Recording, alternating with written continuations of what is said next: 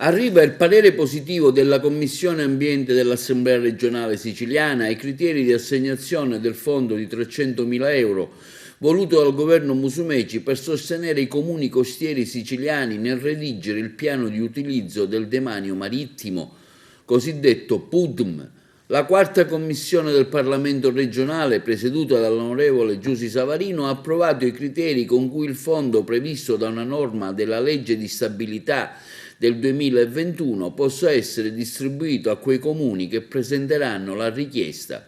Il 45% pari a 135.000 euro sarà ripartito in quota fissa tra tutti i richiedenti aventi diritto. Il restante 50% pari a 150.000 euro sarà distribuito in misura proporzionale alla lunghezza del litorale costiero rilevata su dato Istat di competenza dei comuni richiedenti aventi diritto.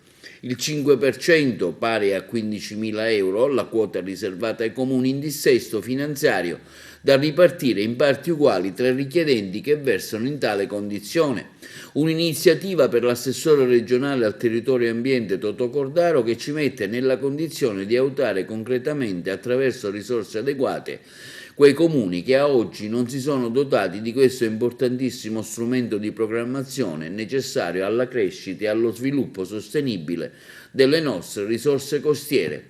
L'assessore ha già firmato il decreto, ora toccherà agli enti locali inoltrare la richiesta di finanziamento al Dipartimento Ambiente della Regione Siciliana.